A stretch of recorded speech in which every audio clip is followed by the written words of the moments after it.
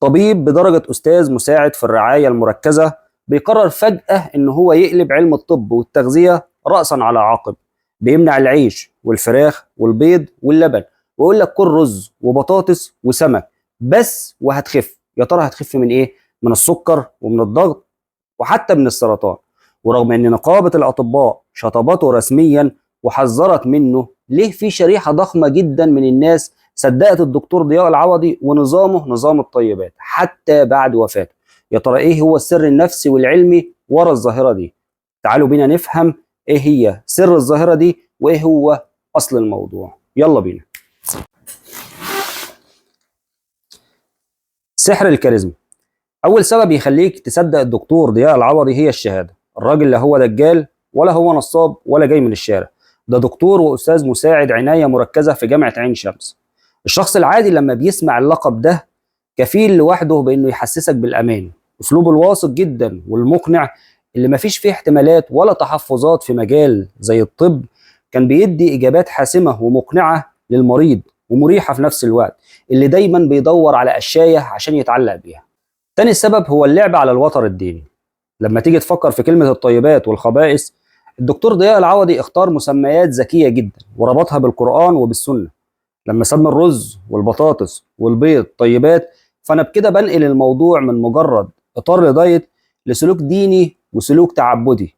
المريض بيحس إنه لما بيبعد عن الأكل ده فهو بكده بيتقرب لربنا سبحانه وتعالى، وكمان بيحافظ على طهارة جسمه وطهارة روحه، وده بيدي الافكار بتاعته حصانه ضد اي نقد.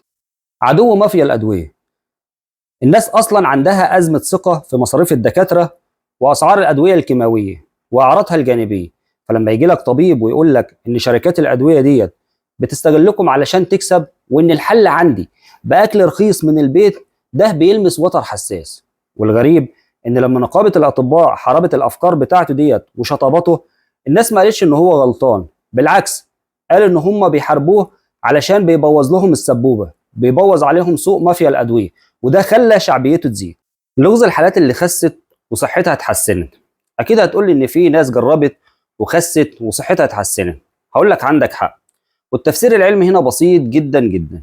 اي حد هيمشي على نظام الطيبات فهو اوتوماتيك بيعمل حاجه اسمها صيام متقطع، بيمنع الاكل الجاهز والمقليات وبيقلل من السعرات الحراريه، فطبيعي جدا ان وزنه ينزل وصحته في الاول كمان هتتحسن.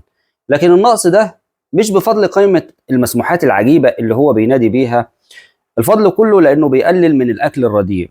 لكن في نفس الوقت الحالات اللي جالها غيبوبه سكر وفشل كلوي والمضاعفات بتاعتها لما سابوا الادويه، عمر ما في حد ابدا جه اتكلم عنهم ولا حتى طلع الترند. التحذيرات والمخاطر الطبيه. لكن يا ترى ايه اللي بيخلي المعهد القومي للتغذيه والجهات الرسميه بتصرح وبتحذر من النظام ده وبتقول ان في كوارث طبيعيه على المدى الطويل؟ اولا لانه بيعمل سوء تغذيه حاد وانيميا، وده بسبب المنع التام للحوم الحمراء والبيض والبقوليات المليانه بالحديد وفيتامين بي 12. وتاني سبب هو خطر حاد جدا على مرضى السكر، لان الاعتماد كله بيبقى على الرز والبطاطس، وده بيسبب ارتفاعات مفاجئه في سكر الدم. ثالثا وده الاهم، هشاشه العظام، وده بسبب المنع التام للالبان وللكالسيوم. في النهايه رغبه المريض في الشفاء بابسط الطرق هي رغبه انسانيه مشروعه جدا، وده اللي خلى نظام الطيبات يلمس قلوب الملايين. لكن العاطفه وحدها ما بتصنعش علاج، والصحه هي الاصل الوحيد اللي ما ينفعش ان احنا نراهن عليه وبتجارب غير مثبته. قطع المصنعات والحلويات خطوه ممتازه جدا وبنحيي اي نظام عليها، لكن الاستغناء عن الطب والادويه الحيويه قرار ممكن يكلف الانسان حياته. السؤال لحضرتك دلوقتي، هل بتشوف ان التقصير في التوعيه الطبيه هو اللي ممكن يفتح الباب لظواهر زي دي؟